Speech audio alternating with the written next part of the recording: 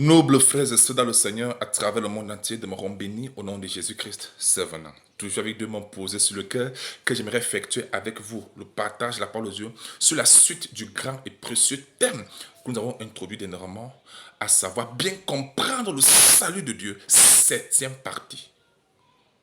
Et le point que nous allons développer aujourd'hui, c'est un passage qui est souvent très mal interprété, tellement mal compris, et cela égare le peuple, crée la confusion dans les esprits des personnes, des gens. Et ce n'est pas normal. C'est de quel verset dont nous parlons ici? C'est Hébreux chapitre 10, du verset 26 au verset 29, il est écrit. Car si nous péchons volontairement, après avoir reçu la connaissance de la vérité, il ne reste plus de sacrifice pour les péchés, mais une attente terrible du jugement et l'ardeur d'un feu qui dévorera les rebelles. Celui qui a violé la loi de Moïse meurt sans miséricorde, sur la déposition de 2 ou de 3 témoins. De quel pire châtiment pensez-vous que sera jugé digne celui qui aura foulé au pied le Fils de Dieu, qui aura tenu pour profane le sang de l'alliance par lequel il était sanctifié et qui aura outragé l'esprit de la grâce? Question. À qui est-ce que Dieu s'adresse? En fait, qui est en train de parler à qui? Qui est en train de parler ici? C'est ça la question. Vous savez, la pire erreur que les gens commettent en interprétant les Écritures, c'est qu'ils mettent les enfants de Dieu partout, à toi et à travers. Et c'est ça l'erreur. Quand Jésus s'adressait dans Matthieu 23, il disait « Malheur à vous, scribes et pharisiens. » Est-ce que c'est aux enfants de Dieu que Jésus s'adressait? Non. Le contexte là, il s'adressait aux scribes et aux pharisiens. Pas à tout le monde, mais aux scribes et aux pharisiens. Dans la Bible, il y a des parties où Jésus s'adresse aux démons. Il y a des endroits où il s'adresse à Satan. Il y a des endroits où il s'adresse aux non-croyants. Donc quand vous lisez l'Écriture, il faut tenir compte du contexte pour savoir à qui est-ce qu'on s'adresse dans le contexte là.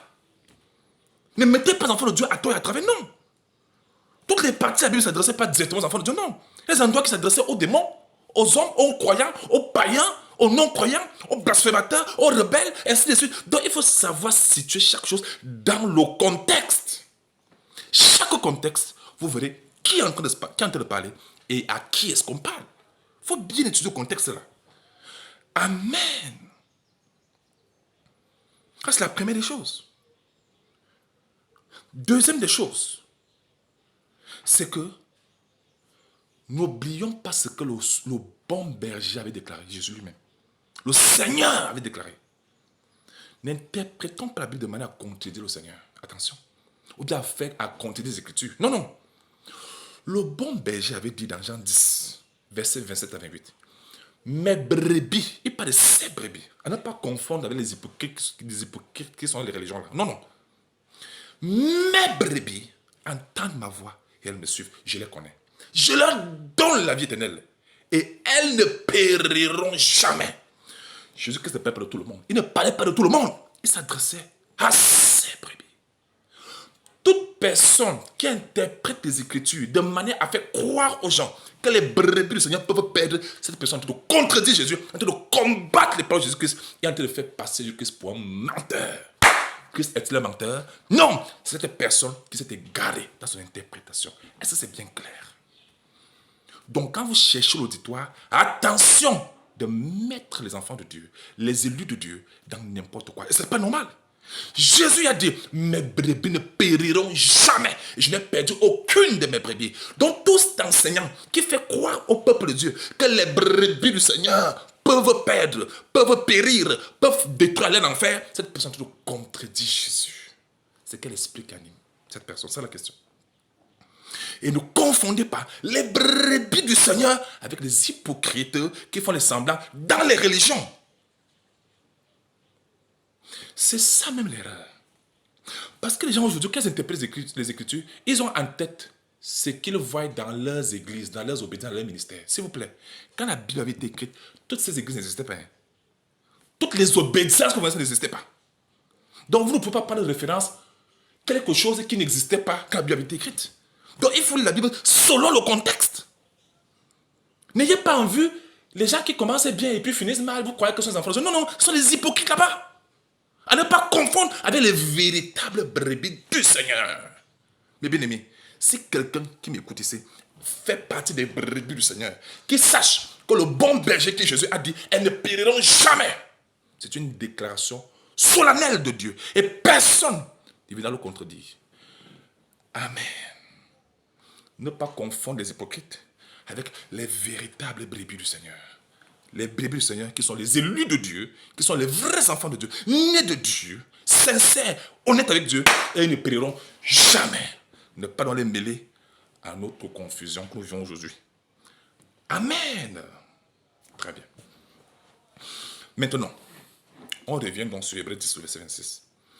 Car si nous péchons volontairement, après avoir reçu la connaissance de la vérité, il ne reste plus de sacrifice pour les péchés. Avez-vous remarqué que c'est une virgule et non un point?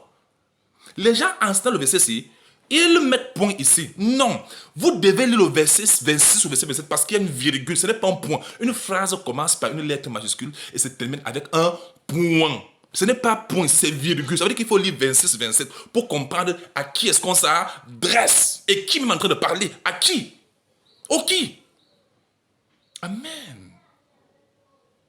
Car si nous péchons volontairement, après avoir reçu la connaissance de la vérité, il ne reste plus de sacrifice pour les péchés. Il s'adresse au qui? Le verset 27.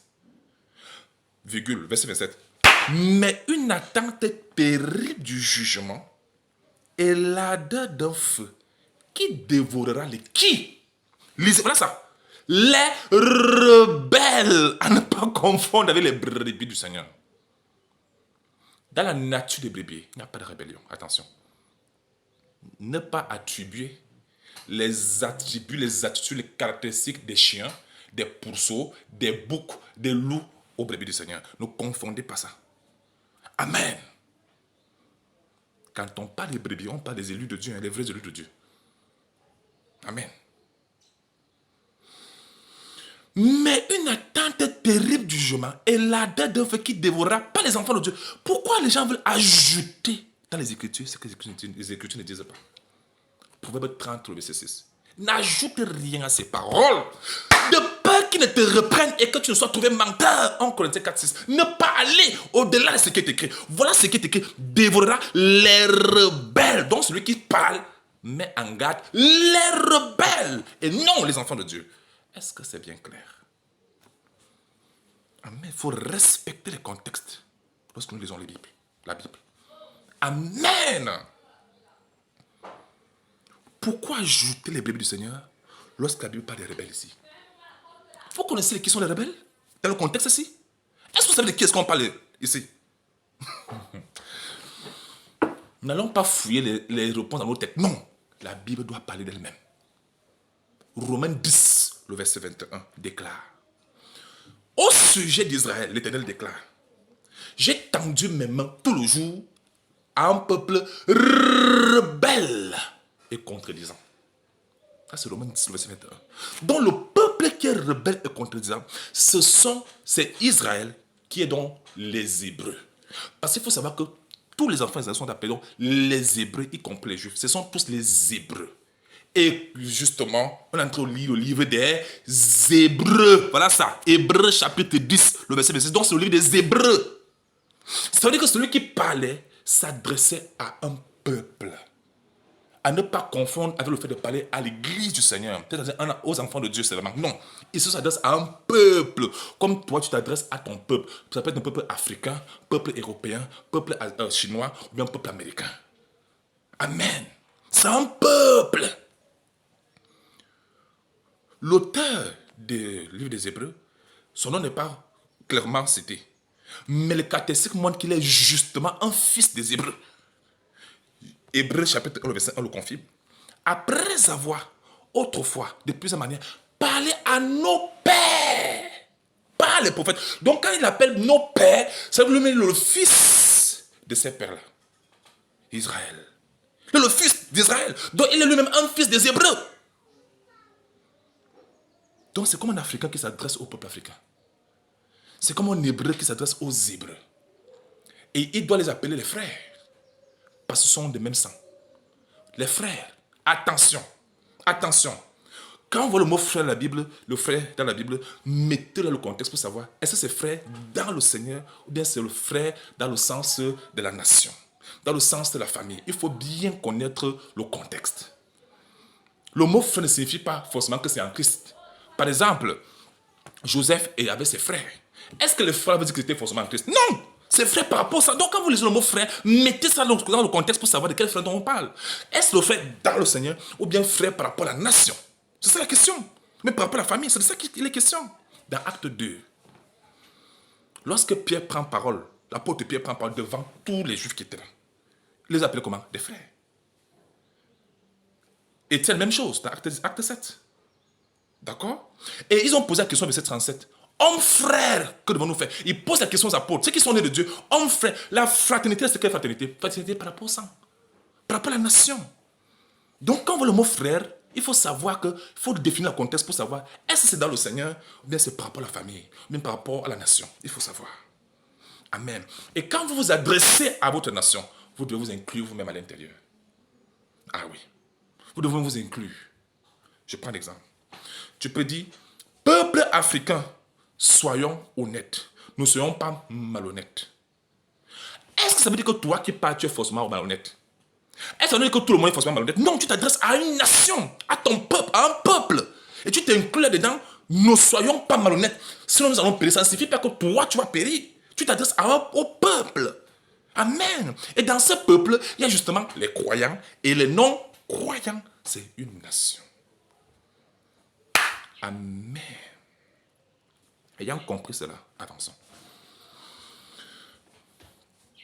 Si le verset 6 signifiait les enfants de Dieu, cela signifierait donc que Jésus avait donc menti. Jésus aurait donc menti en disant qu'elles ne périront jamais.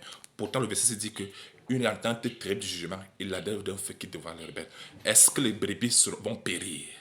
Si les brebis périssent, ça veut donc dire que Jésus avait donc menti. Ce qui n'est pas vrai. Jésus avait dit la vérité parce qu'il ne s'agit pas de ces brebis. Amen. Ne confondez pas les hypocrites qui sont les religions avec les vrais bébés du Seigneur et les vrais élus de Dieu. Il ne faut pas les confondre. Amen. Mais une attente du jugement.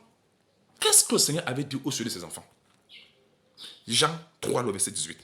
Celui qui croit en lui n'est point jugé. Jean 5, verset 24. Celui qui croit au Seigneur a la vie éternelle. Il ne vient point en jugement. Il ne vient point en jugement. Il est passé de la mort à la vie. Donc vous comprenez que le jugement de l'enfer, ça concerne les enfants de Dieu. Les enfants de Dieu, leur jugement, c'est par rapport à la réception des récompenses dans le tribunal de Christ. Comme c'est écrit dans 2 Corinthiens chapitre 5, le verset 10. Amen. Donc vous comprenez donc que lorsque le Seigneur a dit qu'ils ne viennent pas en jugement, ils sont passés la mort à la vie, ils ne sont pas du jugement qui les attend. Ils ne seraient pas les enfants de Dieu, ce n'est pas possible. Sinon, cette parole-là serait une contradiction. Bien aimé, la Bible ne se contredit pas. La Bible est très logique. Ce sont les gens qui interprètent mal et qui créent la confusion entre des gens. Mais pourtant, ce n'est pas vrai. Amen. Qui sont ces personnes dont le jugement et l'ardeur d'un feu les attend pour les dévorer? Ça ne peut pas être les bébés du Seigneur. Parce que Jésus avait dit qu'il ne perdra aucune de ces bébés et ne périront jamais. Les qui sont dans ces rebelles? C'est justement Israël qui avait refusé de croire au Seigneur. Malgré tout ce que le Seigneur avait fait pour eux. Ils ont refusé. Nous avons vu ça dans Romains 10, le verset 21. Et toutes les personnes à travers le monde entier qui ne croyaient pas. Ce sont tout qu'on appelle les rebelles. Amen. À ne pas confondre avec les brebis. Parce que dans la nature même des brebis, il n'y a pas la rébellion. La nature des brebis. N'attribuez pas aux brebis les caractéristiques des loups, les caractéristiques des boucs, les caractéristiques des serpents. Ne les attribuez pas aux brebis. Attention, mettez les brebis dans leur contexte. Ne mélangez, même Jésus Christ dit qu'il mettait les brebis à sa droite et les boucs à sa gauche. Donc ne mélangez pas ça. Ne mélangez pas. La rébellion, si. Ce sont les boucs et non les brebis. Amen. Donc, le jugement pour l'enfer ne concerne pas les brebis. Non, non, non. Là, c'est pour les rebelles. D'ailleurs, le contexte le précise bien. C'est pas tout. C'est pas tout. Il dit ici, au verset 26, car si nous péchons volontairement, Voilà un fils d'Israël, d'Hébreu, qui s'adresse au peuple hébreu. Que si nous péchons volontairement, comme toi, tu peux aussi t'adresser à ton peuple africain en disant que si nous faisons ceci, voilà ce qui va nous arriver. Ça signifie pas que c'est ça qui va t'arriver. Pas toi, non. Mais tu t'adresses à ton peuple.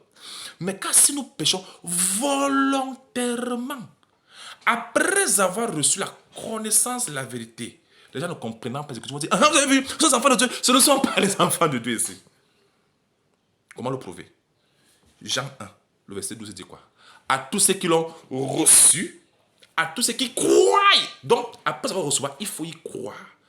Elle a le pouvoir de devenir enfant de Dieu. Donc, c'est la croyance en ce qu'on a reçu qui nous donne le pouvoir de devenir enfant de Dieu. Si on reçoit sans croire, on ne peut pas devenir enfant de Dieu. C'est justement ce qui est écrit ici. Car si nous péchons volontairement, après avoir reçu la connaissance de la vérité, la question c'est que tu as reçu celui qui l'étape. As-tu cru? Est-ce que tu crois? Je peux recevoir quelque chose sans y croire. Ah oui! Vous ne savez pas? Ou bien sûr. Quelqu'un peut recevoir quelque chose dans sa tête, mais ne croit pas en cela. Et le fait qu'il ne croit pas en cela, c'est qu'il n'a pas adhéré. Donc, il est condamné, il est séparé de la chose. C'est un non-croyant. Donc, ici, il ne s'agit pas des croyants. Il s'agit des non-croyants qui ont reçu la vérité, mais qui ont refusé d'y croire. Parce que s'ils avaient cru, ils ne seraient pas en train de faire leur vie. Ils sont en train de servir le Seigneur. Leur vie serait la vie du Seigneur. Donc, voilà les gens qui ont reçu la connaissance de la vérité, mais ils n'ont pas cru. C'est pourquoi d'ailleurs, ils continuent à vivre leur vie volontairement. Ils pêchent volontairement. Ils font leur vie comme ils veulent. Pourtant, ceux qui ont reçu et qui ont cru n'ont plus de vie. Leur vie, c'est Christ. Romains 16, 11. Regardez-vous comme mort au péché et comme vivant pour Dieu en Jésus-Christ. Romains 14, verset 7. Nul de nous ne vit pour lui-même. Nul de nous ne vit pour lui-même. Nul ne meurt pour lui-même. Si nous vivons pour le Seigneur. Si nous mourons pour le Seigneur. Soit que nous vivions, soit que nous mourons, nous sommes le Seigneur. Ça sont les brebis. Donc, quelles sont ces personnes qui ont reçu, mais qui continuent à pécher volontairement, à faire la vie? Ce sont les gens qui ont reçu, mais qui n'ont pas cru. Ce sont les non-croyants. Et c'est exactement ce qui est arrivé en Israël. Ils avaient reçu les enseignements de Jésus.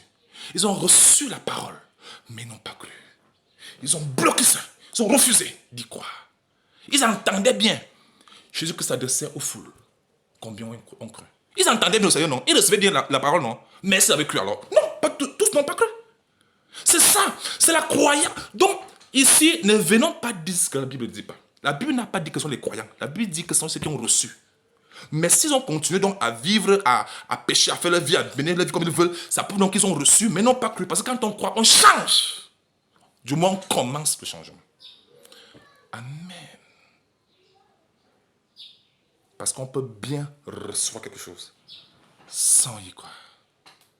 Et tant qu'on ne croit pas, on est non-croyant. On est classé dans la catégorie des non-croyants et non la catégorie des brebis. Car les brebis sont les vrais croyants. Amen. Il ne reste plus de sacrifice pour les péchés. Parce qu'il n'y a de salut en aucun autre. Le sacrifice des péchés se trouve qu'en Jésus. Donc tous ceux qui tournent le dos pour aller chercher le salut ailleurs sont en train de perdre leur temps. Ce qu'ils attendent, c'est une attente terrible du jugement et l'ardeur d'un feu qui dévorera les rebelles. Ces rebelles, c'est ceux qui ont entendu, mais qui n'ont pas cru. C'est exactement comme ça qu'Israël était. Y compris plusieurs personnes aujourd'hui. Il peut même te citer les versets bibliques. Il peut dire, n'est-ce pas, la Bible dit, même celui qui n'a pas cru va te dire que j'ai eu et c'est que c'est mort pour moi. Je dis que c'est mort pour nous. Il peut te citer les versets bibliques. Mais ça ne signifie pas qu'il ne croit. Ça ne veut pas forcément ce qu'il croit. Ça ne veut pas forcément dire qu'il croit ce qu'il dit. Amen. Il peut avoir reçu, mais n'a pas cru. Tant qu'on ne croit pas, on est non-croyant, même si on récite. Est-ce que c'est clair? Car beaucoup récitent les choses de la parole de Dieu, mais ils croient à leur marabout.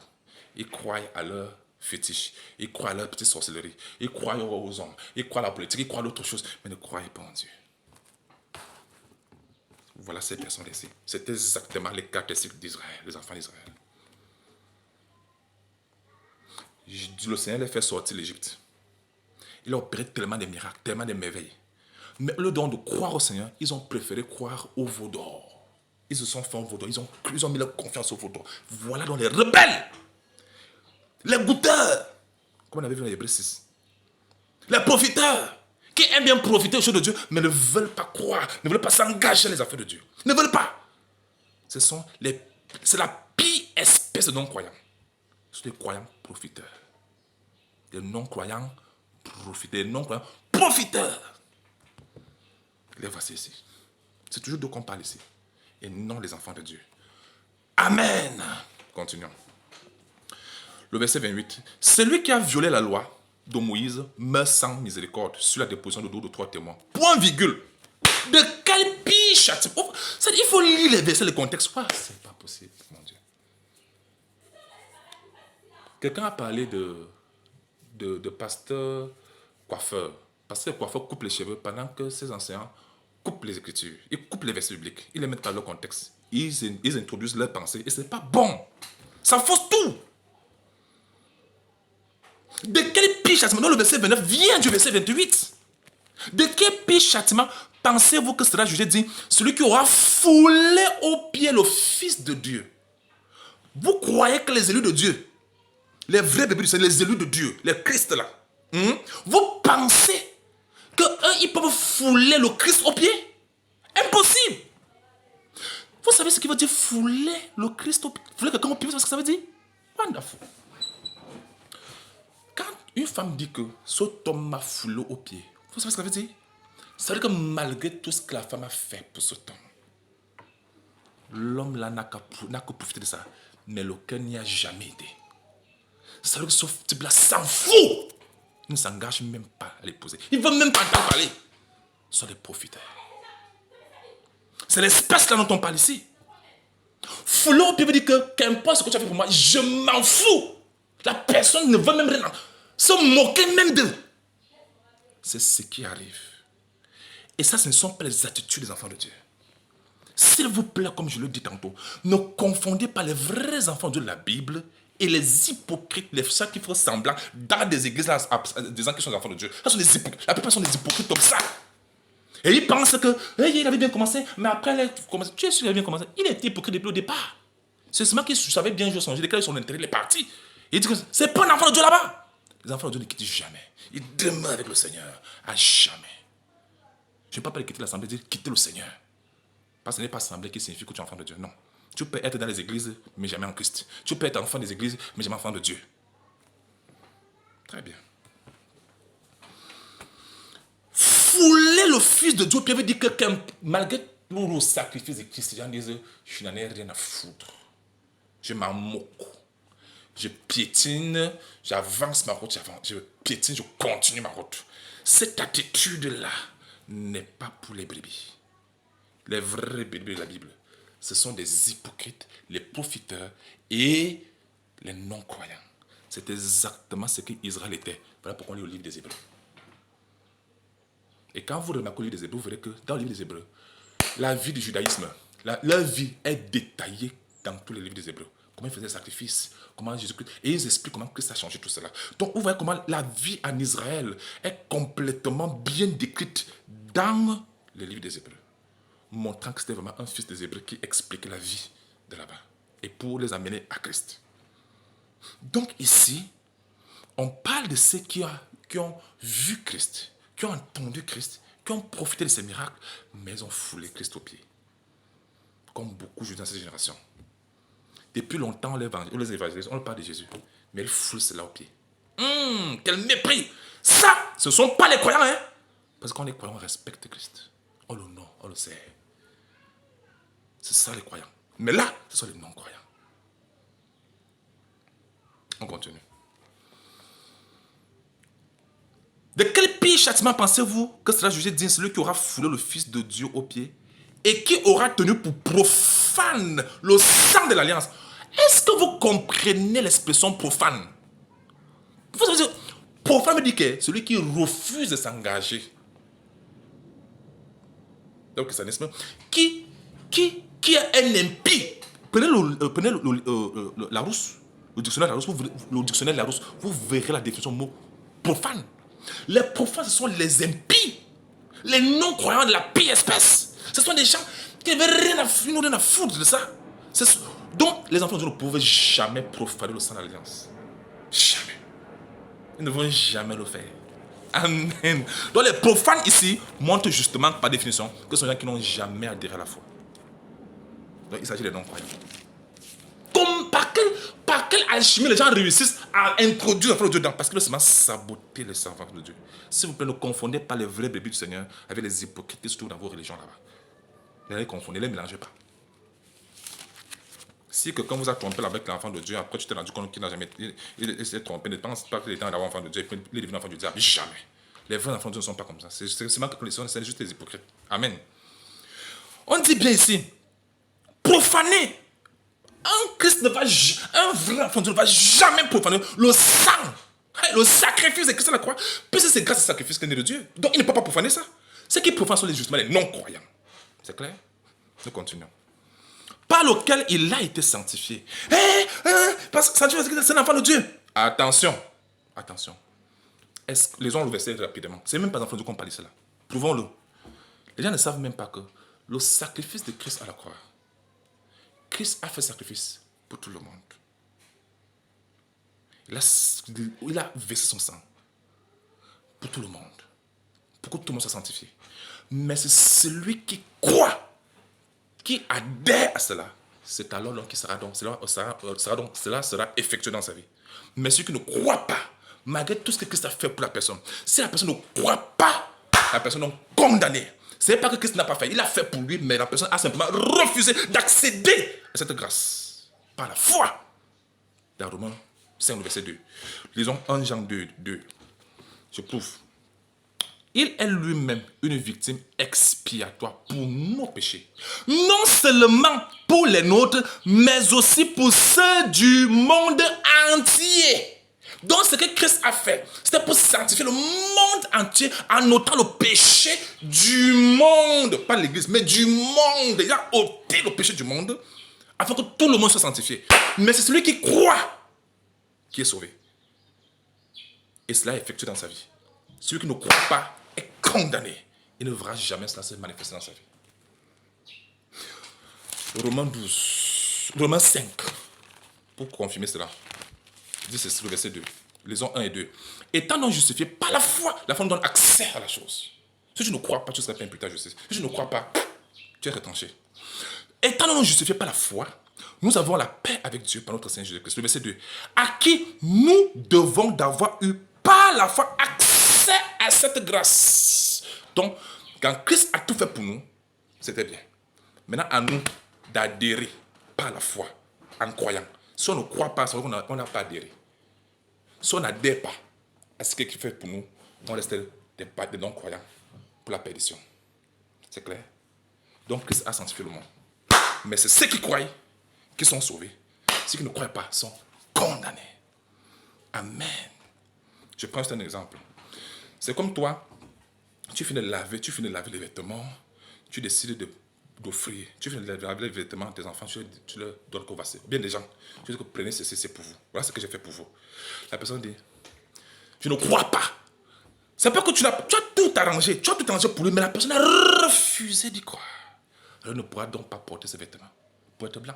Il ne pourra pas, parce qu'il a refusé d'y croire.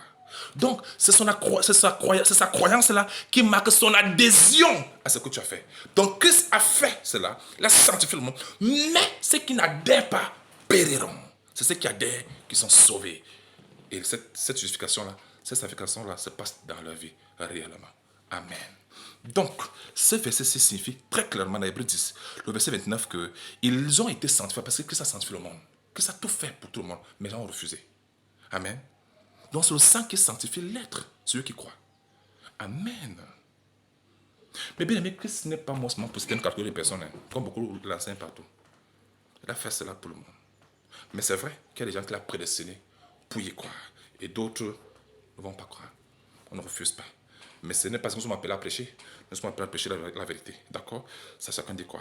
Et puis encore, il dit, et qui aura outragé l'esprit de la grâce? Ça, c'est Hébreux 10, verset 29. Wonderful.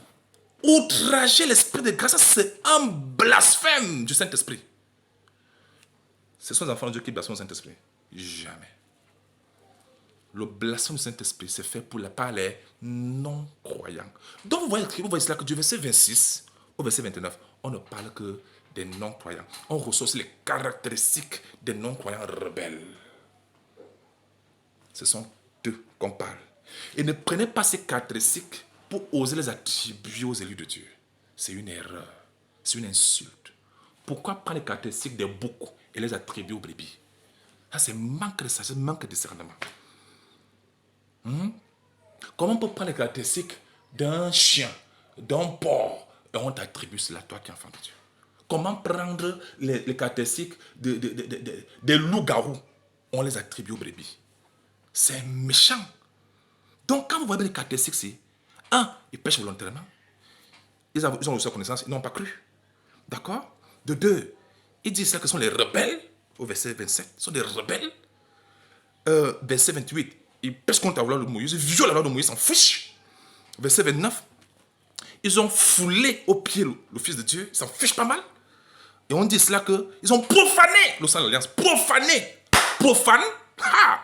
En plus, ils ont outragé. Outragé veut dire insulter l'esprit de la grâce. Le blasphème. Dites-moi, toutes ces caractéristiques-là, est-ce que ce sont les caractéristiques qui s'adressent aux enfants de Dieu? Non! Ça s'adresse pas aux brebis du Seigneur. Les non-croyants, les voici. Est-ce que c'est bien clair? Au verset 30, il parle, car nous connaissons celui qui a dit, à moi la vengeance et la rétribution. La vengeance, c'est pour punir les rebelles. La rétribution, c'est pour récompenser les élus de Dieu, ceux qui ont cru et qui ont travaillé pour l'œuvre, pour la gloire de Dieu. Est-ce que c'est clair? Donc, ici, c'est une mise en garde pour Israël et à tout le monde entier. Amen. De croire au Seigneur, de le glorifier, de l'honorer et non de l'insulter, comme la nation hébreu, comme la nation Israël le faisait. Dieu n'aime pas ça. Est-ce que c'est clair? Plus jamais attribuer aux brebis du Seigneur, aux vrais enfants de Dieu, les caractéristiques des mécréants, des rebelles, de ceux qui ne sont pas en Christ. Amen. Amen. C'est considéré comme une insulte. C'est pas bien. Et désormais, quand vous lisez la Bible, lisez le contexte, cherchez à savoir qui est en train de parler et s'adresse à qui. Ne mettez pas enfant de Dieu comme ça. Non, non. Lisez d'abord le contexte pour voir si c'est vraiment des enfants de Dieu dont on parle. Est-ce que ce sont les démons, les démoniaques, les non-croyants, les mécréants, on s'adresse à qui selon le contexte. Est-ce que c'est bien clair? Et nota bene. Dans la Bible-ci, il y a les saintes écritures à part et les commentaires de celui qui a traduit à part. Ne prenez pas les commentaires là comme les saintes écritures. Non, c'est son point de vue que lui donne là, qui n'est pas toujours la vérité. Hein? Donc faites la différence entre les saintes écritures qui sont inspirées par Dieu et les commentaires donnés par celui qui a traduit la Bible. Celui qui a traduit ne veut pas dire celui qui a écrit. Il n'a pas écrit, il a juste traduit. C'est ce qui avait écrit, choisi par le Seigneur, animé par l'Esprit de Dieu. Ce sont eux qui avaient compris. Mais ceux qui viennent traduire là n'ont pas forcément compris. Voilà pourquoi ils posent leurs commentaires. Donc quand vous lisez la Bible, ne vous fiez pas trop aux commentaires que les gens mettent là, parce que c'est leur point de vue à partir de ce qu'ils ont traduit. Mais leur point de vue là, ce n'est pas ce qu'on appelle les écritures, ce sont leurs commentaires personnels.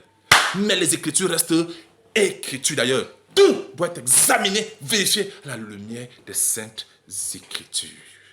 Si vous mélangez les deux, vous serez embrouillé. Amen.